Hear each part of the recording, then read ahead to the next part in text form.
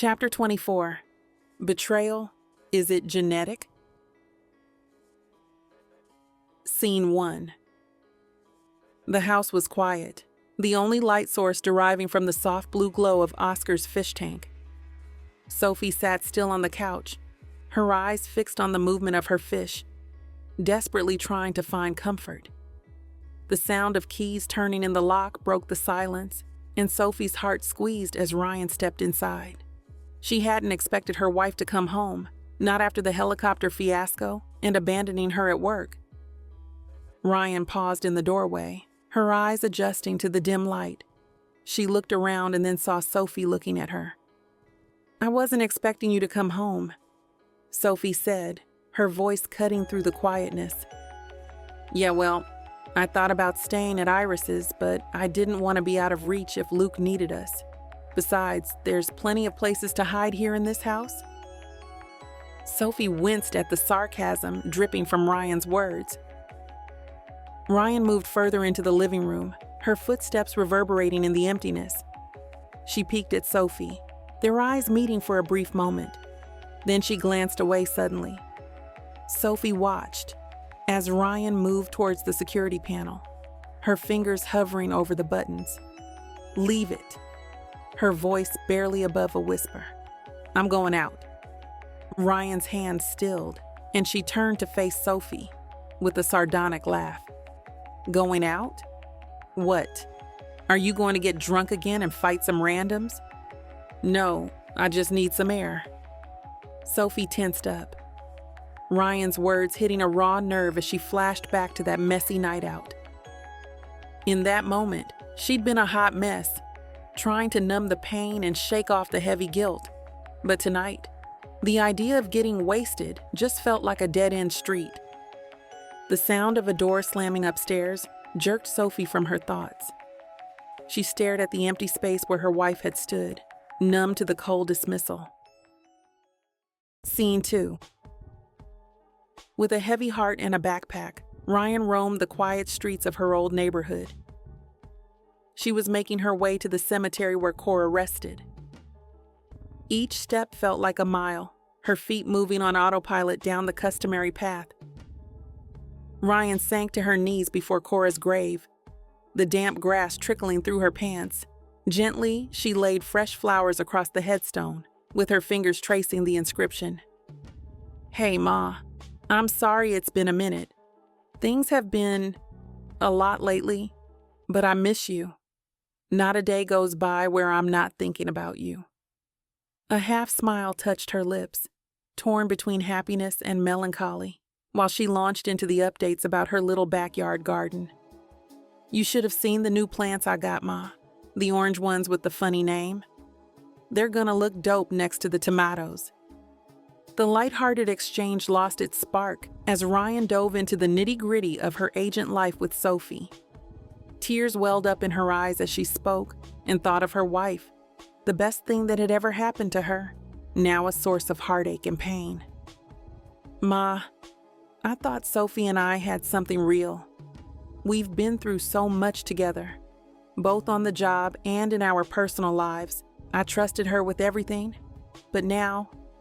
She paused, swallowing the lump in her throat. "Now, I don't know what to believe anymore. The secrets she kept from me, the lies. It's like I don't know who this woman is anymore." Ryan felt betrayed to the core. "I gave her my heart, Ma. I let her in and she just tore it all apart. And it's crazy that I still love her something crazy." The tears flowed freely now, the pain of Sophie's actions intertwining with the love she still felt. Guilt chewed at Ryan's insides, a voice whispering that maybe she was to blame for Sophie's change in behavior. Had she pushed her away somehow? Not been attentive enough? Not communicating? Flying off the handle? But she shook her head, because the verge of having her sent back to prison was just something that was unacceptable, and Ryan didn't stoop that far. Sophie did. She wanted to move on from these thoughts, so she reached into her backpack, her hands shaking as she pulled out the folder containing every scrap of information she had on her birth mother. "That's not even the half of it, Ma. You wouldn't believe this, but..." I found out who my birth mother is. Her name's Jada, and she's not what I expected." Each sheet was a cruel memento of the woman who carried her for 9 months, then ghosted. I thought she was just some negligent addict, but turns out she was this big-shot spy. Top of her game, with a background in engineering like me, and now Sophie and I have to find her for Black Bat. "I'm so lost, Ma," Ryan confessed, her voice breaking. "I don't know if I even want to know Jada. You're my mama, and nothing's ever gonna change that. But I can't lie. I'm feeling all kinds of messed up right now. What if she doesn't even know who I am? What if she doesn't care? It's all just so much. The thing with Sophie, finding out about my birth mother, it's like my whole world is crumbling, and I don't know how to put it back together. I'm hurting so bad and don't know which direction to turn. I miss you so much, Ma. I wish you were here to tell me what to do, to guide me through this mess, but I know you're always with me, watching over me, and I know you'd want me to be strong, to face my fears and fight for what I believe in." At that moment, clouds began to part, and the morning sun started to ascend, casting a gentle glow on Cora's headstone. Ryan closed her eyes, letting the light wash over her. It was almost like her mom's essence was right there, giving her a spiritual hug she could feel in her core. She couldn't see it, but she felt that comforting aura deep in her soul. With a deep breath, Ryan gathered the papers and carefully placed them back in the folder. She tucked it into her backpack, then pressed a tender kiss to her fingertips before touching them to the headstone. "Thank you, Ma. Thank you for always being there and for loving me unconditionally. I feel your strength and courage flowing through me, and I know that no matter what happens, no matter what the future holds, you'll always be here." Cora's life was still beating in her chest, fueling the fire to crack this mystery wide open. She was locked and loaded, ready to roll with whatever punches life threw. Ryan decided to take the scenic route home, opting for a leisurely walk and public transportation instead of her usual drive since she left her car home. She stopped by the grocery store, picking up a few essentials before making her way back to her brownstone. The journey took longer than usual, but she welcomed the extra time to clear her head and process the emotional morning she'd had with the woman who raised her. When she reached her front door and her hand hovered over the doorknob, a sudden tingle of anxiety caused her to pause. Something felt off. She glanced over her shoulder, scanning the street behind her for any signs of trouble. "Get it together, Rye," she said to herself, shaking it off. "Ain't nobody out there." When she finally unlocked the door, she stepped inside and smelled the laundry she had done that morning in the air.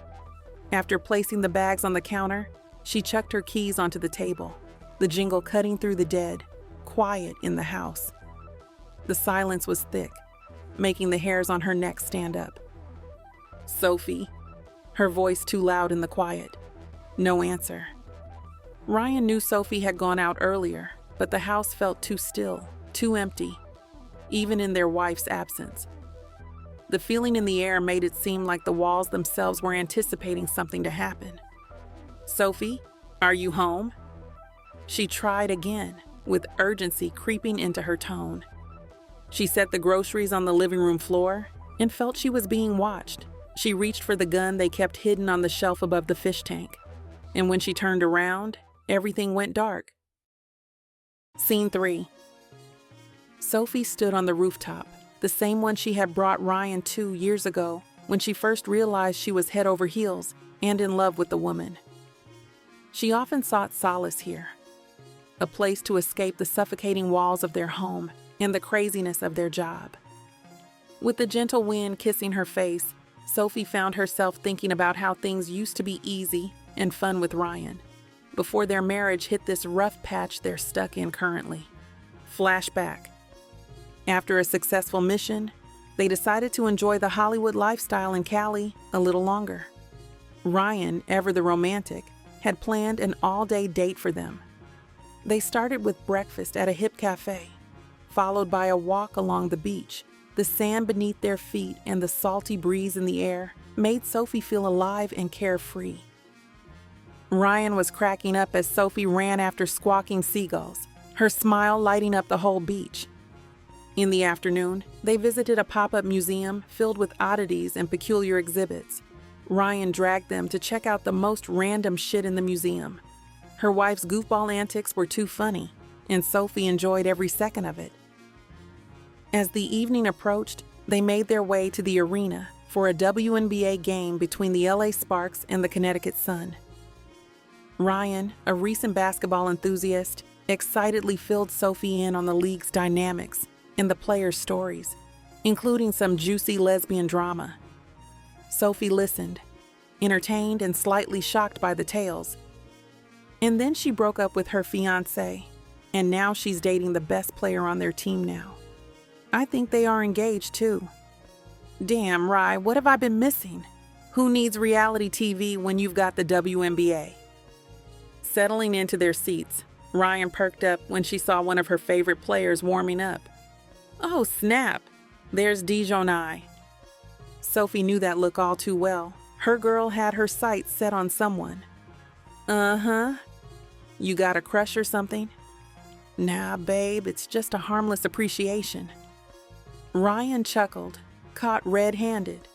You know you're the only one for me. That's what I thought. But just so we're clear, if I catch this Dijonai person outside, just know we're gonna have words. A belly laugh came out of Ryan. She reeled Sophie in for a snuggle, giving her a playful peck on the cheek. Don't worry, love. I've only got eyes for you. The buzzer sounded, signaling the start of the game. Ryan and Sophie kept their eyes glued to the court. The energy in the arena was on fire for this playoff game. After missing shots in the first minute, the crowd erupted in moans and groans as the Connecticut Sun, the away team, scored a three-pointer. Ryan jumped to her feet, high-fiving the fans around them. Hell yeah. That's what I'm talking about, Di. Though Sophie pretended to be mildly irritated by Ryan screaming for another woman, she knew it was all in good fun. She glanced over at her, unable to curb the thought of how adorable her wife looked at that moment. Give me a kiss, she whispered, leaning in close. Oh, I see how it is. You just want me to kiss you, so these basketball players know I'm yours, huh? Ryan turned to face her with a smirk that said, You ain't slick. So, you don't want to kiss me then? Sophie challenged. You know I do, Ryan said, cupping Sophie's face in her hands. She brought their lips together in a slow, deep kiss. Their tongues tangled, and the crowd around them faded. As their lips parted, Sophie pinned Ryan with a look full of hunger. Stop looking at me like that. Like what? Sophie asked innocently, though the sparkle in her eyes suggested she knew exactly what she was doing. Like you want to drag me into the bathroom stall and have your way with me. Sophie considered the idea for a moment. Buy me a glizzy, and I just might. Ryan quickly flagged down the nearest vendor, eager to fulfill Sophie's request and see where the rest of the night might lead them. End flashback. The memory faded, bringing her back to the present moment on the rooftop. She leaned against the railing with the busy streets and landscape of buildings in front of her, but she barely saw it. As she fiddled with the necklace around her neck, seeking to draw strength from her dad and granddad, her mind was consumed by the events of the past few days, the revelation of Ryan's birth mother, and the devastating impact it had on their relationship.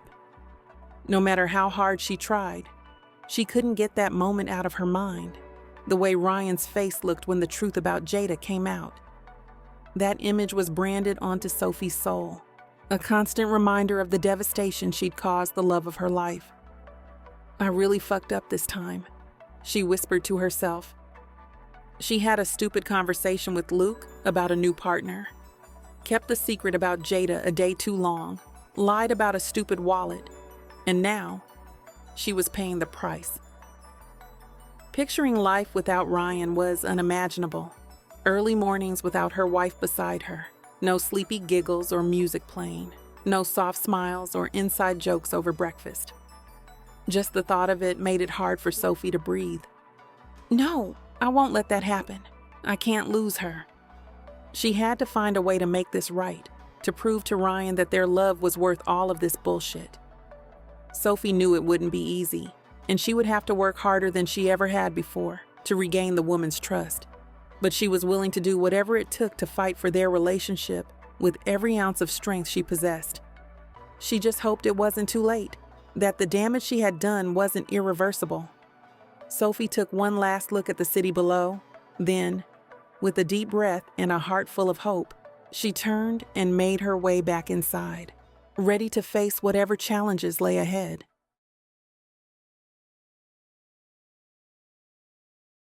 Scene 4. It didn't take Sophie long to get home, but stepping into her living room made her heart drop. Furniture lay overturned, cushions scattered across the floor, and shards of glass were everywhere. But the shattered fish tank drew her attention, the water pooling around the lifeless form of her fish son, Oscar. No, no, no. She knelt beside the fish, gently scooped him up, cradling his still body in her hands. The suffocated look in his eyes tore at her heart. Sophie's fingers trembled as she held Oscar, her beloved companion. Memories of all those late-night talks with Oscar, though one-sided, slammed into Sophie. He had been her silent confidant and therapist through so much. The wrecked living room around her faded away as she focused intensely on his small, scaly form nestled in her palms, willing him to give even the slightest sign of life. But her fishy confidant stayed completely still. The vibrant hues that used to make him so beautiful now faded. A muffled grunt from the kitchen snapped Sophie out of her trance. She carefully laid Oscar down, her hand instinctively reaching for her gun as she moved cautiously toward the sound. What she saw next made her whole body freeze up. Ryan sat bound to a chair with a bag over her head. Sophie rushed to her side and pulled the bag off. Fear was written all over Ryan's face. Her eyes were huge, and she was gasping for breath, her chest rising and falling rapidly. I got you, Rye.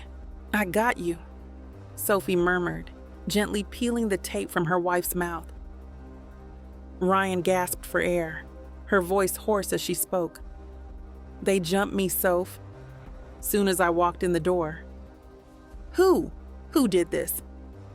Sophie's eyes scanned the room for any sign of the intruders. I don't fucking know, Ryan snapped, frustrated. Didn't exactly have time for introductions. Did you at least hear anything?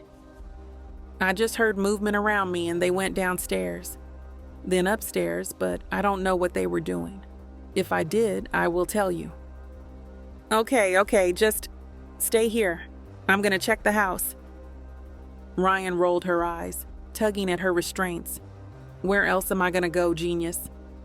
Sophie ignored the jab, focusing solely on ensuring their safety. She moved through the house with her gun at the ready as she kicked open doors and cleared each room. She inspected every corner, every shadow, for any sign of the invaders. She started in the living room, checking behind the furniture and inside the closets. The study was next. Papers scattered everywhere, but no one was there. She climbed downstairs to the command center and the tactical room. It looked just as it did this morning. Upstairs, it was quiet as she cleared the bathroom. Their bedroom wasn't touched except for the crumpled sheets. She picked up the pace as the adrenaline wore off and questions filled her head about who did this and why. Finally, she made her way back downstairs, her gun high as she checked the kitchen one last time. She then grabbed a knife and began cutting through the ropes that held Ryan. Easy, Soph, Ryan hissed, wincing as the blade nicked her skin. I'm trying. Just hold still. As the last of the ropes fell away, Ryan rubbed her wrists, her eyes meeting Sophie's. For a split second, they shared an unspoken word, allowing themselves to set aside whatever drama was going on and focus on this mystery. Sophie stepped closer, her eyes roaming over her wife's face. Searching for any sign of injury, she reached out, her fingers hovering over Ryan's cheek, but Ryan turned away, the moment broken. Sophie let her hand fall, the rejection stinging more than she cared to admit. "You okay?" Sophie asked softly. "Yeah, I'm good," Ryan replied flatly. Sophie cleared her throat. "We should get out of here and head to Black Bat. Let's pack a bag. I don't think we'll be coming back anytime soon." Ryan nodded, already heading for the stairs. She was halfway up when she glanced back, her mouth open to say something to Sophie. But the words died on her lips as she caught sight of her wife holding Oscar's dead body, her shoulders hunched in grief. She knew how much that damn fish meant to her wife, how it had been a constant companion through her ups and downs. For a moment, Ryan considered going back, offering some words of comfort, but she was held back, still feeling pungent about everything between them. Instead, she swallowed hard and said, "I'm sorry about Oscar. I know how much he meant to you. I wish I could have saved him." Sophie's head snapped up when Ryan spoke, her eyes widening for a second. Even that brief instant pierced through the tension between them. But just as Sophie gathered herself to say anything, Ryan was already upstairs. She could hear her wife roughly packing a bag and mumbling to herself about letting someone come in and blindside her. She could feel the panic and hurt rolling off her wife as she fled upstairs. Sophie thought of all the things she wanted to say, the apologies and explanations that sat on her tongue, but she bit them back, knowing they'd fall on deaf ears right now. Ryan needed time to process, to come to terms with that they were now being targeted again. And as much as it killed Sophie to see her hurting, she knew the best thing she could do was give her space. Space, and the determined promise that no matter what came next, Sophie would be there to keep her safe. Always. She wasn't letting this woman out of her sight anymore. Ryan barreled down the stairs, a suitcase in each hand, purpose etched on her face. She tossed one at Sophie's feet. "I packed your shit too. We gotta go." Sophie gently laid Oscar's lifeless body in a Ziploc bag. She sealed it with shaking fingers, a final farewell to her friend. "Where is it, Soph?" Ryan called out from somewhere in the house. Lost in her own world of grief, Sophie didn't answer. Ryan appeared in the doorway, frantic.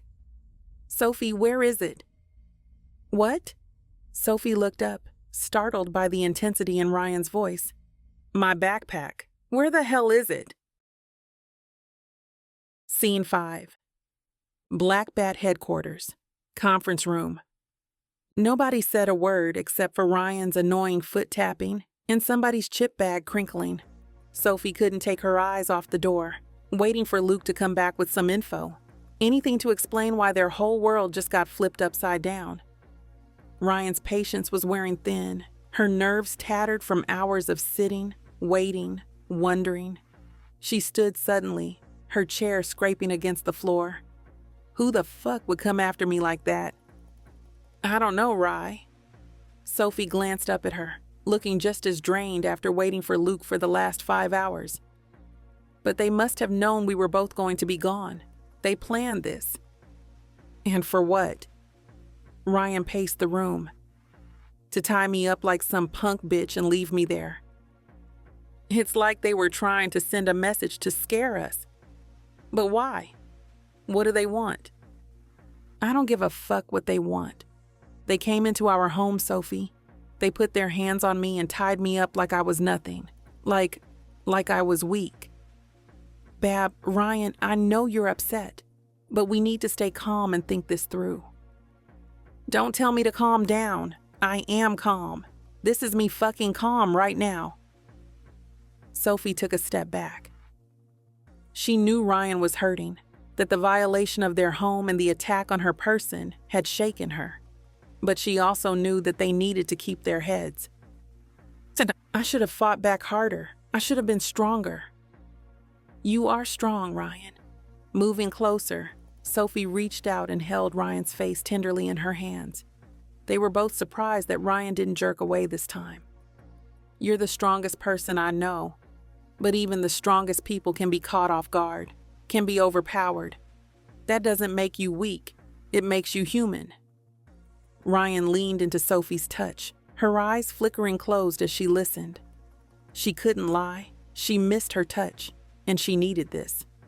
She felt like she was falling apart. The shame and humiliation of being helpless in her own home were a bitter pill to swallow. But Sophie's hands and her eyes were pulling her back together. A knock at the door startled them both, and they sprang apart as Luke entered the room. "Sorry it took so long. The forensics team, as well as our analysts, found some things, and it's not good." He walked over to the table, sat down, and laid out files and pictures in front of them. "Do you know these individuals?" He tapped the pictures. Ryan leaned forward, recognizing the faces. "Yeah, that's Marcus and Mary Hamilton. They're agents like us, right? They work here, but they're always overseas." He turned to Sophie, gauging her reaction. Sensing something was off, she asked, "What are you not telling us?" Luke removed his glasses. "Who told you they worked for Black Bat?" "They did," Ryan replied. "They even mentioned knowing you." "Agents, Marcus and Mary Hamilton work for False Face." The color drained from Ryan's face as she processed this. "Hold up, what?" Sophie, equally shocked, demanded an explanation. "Luke, this doesn't make any sense. What do you mean they work for False Face?" "Forensics did more than just tidy up your place. They uncovered a crucial piece of evidence, a minuscule DNA sample. They ran that fragment through every database, every record available to us, and they got a match hidden deep within the False Face archives. Marcus and Mary Hamilton. There's no mistaking it." Ryan glanced at the photos again, and the earrings caught her eye. "Soph, look. Those earrings. The woman at the airport. The one who was shooting at us. She was wearing the same ones. That was Mary all along?" Sophie scrutinized the photograph intently. "Those scheming bastards have been manipulating us this whole time?" "We're still piecing together the full picture, but one thing is clear. Marcus and Mary are dangerous, and they have a vested interest in you two." Luke leaned back in his chair, looking between the agents. "So, tell me again, how do you know them?" Sophie's voice was steady as she began to fill Luke in on their history with Marcus and Mary.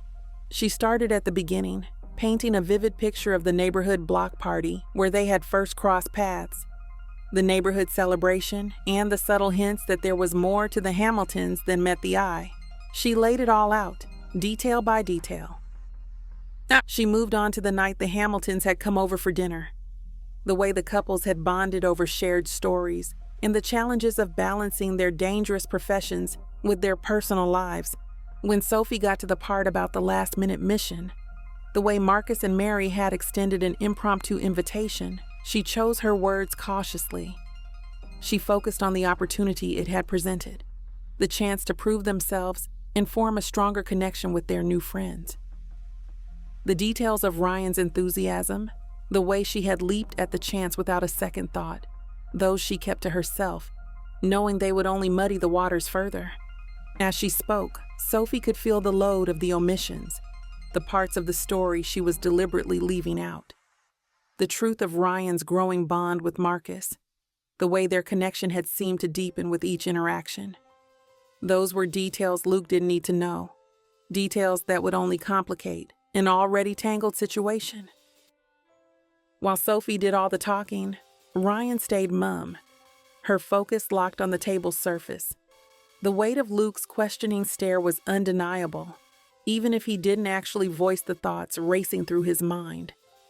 Luke listened and grew more and more troubled with each new piece of information.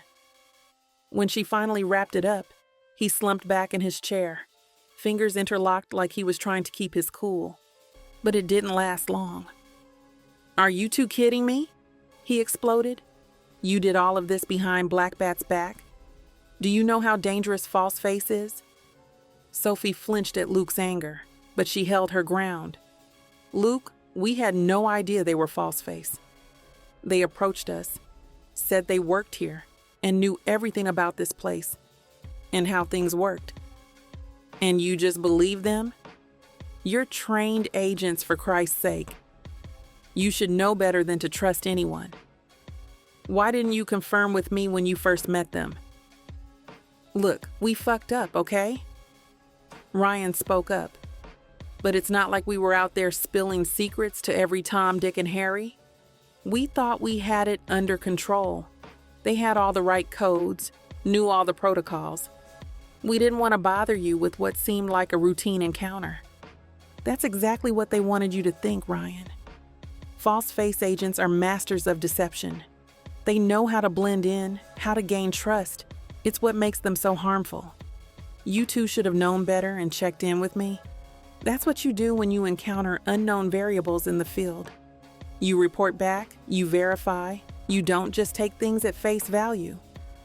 Ryan sank back, feeling deflated. Luke was right.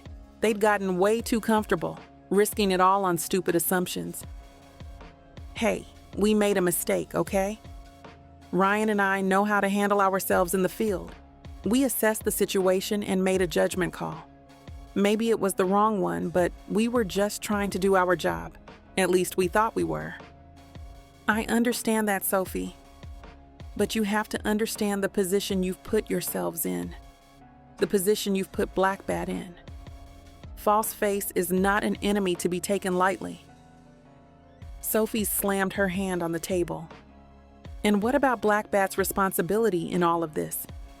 How did the Hamiltons find us in the first place? Aren't we supposed to be protected? Our identities kept secret? You're grown adults, Sophie. You should know better than to talk to strangers and to not trust people you don't know. You want me to throw in a binky and blanket in your locker too? Oh, so it's our fault now? Ryan scoffed, crossing her arms over her chest. We're just supposed to assume everyone's out to get us. Is that it? In this line of work? Yes, that's exactly what you're supposed to do. Luke's tone was unyielding. You let your guard down, and look what happened. Your home was raided, and your lives were put at risk. Sophie felt the anger drain out of her, replaced by a heavy weight of regret. Look, you're right. We messed up trusting those two. That was on us, she admitted, unable to meet Luke's eyes. But we didn't mean for things to go sideways like this. Luke switched his stare between the two agents, giving nothing away. Reaching into a folder, he slid a new bundle of papers across the table towards them. We've been digging into Marcus Hamilton's background, and what we've found is deeply troubling. Sophie reached for the documents, reading the pages quickly. Suddenly she iced, Is this true? He nodded. I'm afraid so. Based on DNA analysis and cross-referencing with Jada Jet's files, we've determined that Marcus is the son of Jada Jet, and also your half-brother Ryan. But how? Why would he? Ryan felt like her head was about to explode. You know we uncovered Jada Jet's DNA from damaged records of her old false face missions. We've been working to gather more information about her past and connections. When we investigated the break-in at your house, we found skin cells on one of the shattered pieces of the fish tank. It was a small amount, but enough for our forensic team to extract a DNA sample. And that sample matched Jada Jet's DNA? Ryan asked. Not directly, Luke explained, but it did show a familial match. We knew that the sample belonged to a close relative of Jada Jet. We cross-referenced it with the DNA profiles of known false face operatives, hoping to find a connection. That's when we found the match. The DNA from your house belonged to Marcus Hamilton, or rather, Marcus Jet. His profile was in the false face database, but under a different name. So Marcus is Jada Jet's son? And he's been working for False Face this whole time? No, that's not... Ryan shook her head. Realizing the traitor, the one who stabbed them in the back, was her own sibling made her nauseous. I know this is a lot to take in, Luke added gently. But Marcus and Mary are dangerous, and their connection to Jada, and you, Ryan, makes this situation even more complicated. But what if Marcus knows I'm related to Jada too? Maybe this was his way of trying to warn me about her. It's possible, but I wouldn't be so sure. From what we know about Marcus, his motives are rarely straightforward. He has a complicated history with Jada Jet. I'd assume there's a lot of anger and resentment there, stemming from his childhood. It's possible that his actions towards you are influenced by that past trauma. But why would he target me? If he knows I'm his sister, why not just tell me the truth as opposed to sneaking into my house and tying me up? What good does that do? Ryan, you have to understand the bigger picture here. False Face has been trying to find Jada Jet for years. She was one of their top operatives, and her sudden disappearance was a major blow to the agency. Marcus is Jada's son, and he works for False Face. When she abandoned him after her second pregnancy, with you, Ryan, it must have left deep emotional scars. Luke's body language shifted. And now, years later, he meets you. The living embodiment of everything he lost, the family he never had. So you think he's been playing the long game? Trying to get close to Ryan to, what, get revenge on Jada? It's a possibility we can't ignore. Think about it. He's already tried to attack Ryan twice now. The first time at the airport, and now this break-in at your house. Even if the last one was just a scare tactic, it shows that he's escalating. In my expert opinion, Marcus is driven by a combination of revenge and loyalty to his agency.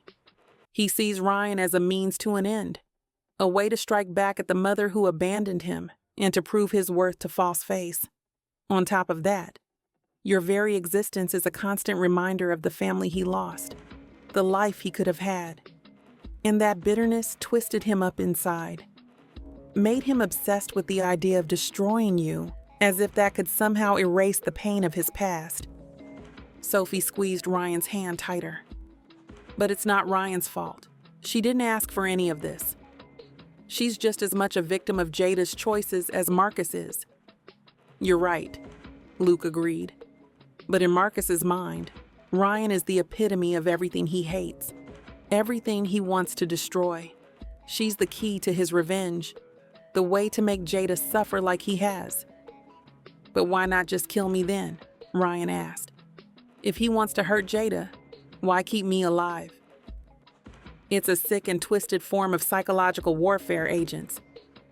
So what do we do now? Sophie was now looking for guidance. Well, given the personal nature of this case and the potential risks involved, on top of the fact that you broke protocol from your previous interactions with Marcus and Mary, we are removing you both from the Jada Jet investigation. No way, Luke. We can't just walk away from this. Ryan, your brother is looking for Jada too, Luke cautioned. And now, with your bag missing, the mention of it made her insides churn. Marcus now has access to all of our research on Jada Jet. Every lead, every piece of intel we've gathered, it's in his hands now. Ryan finished for him. Which means he's going to be 2 steps ahead of us at every turn.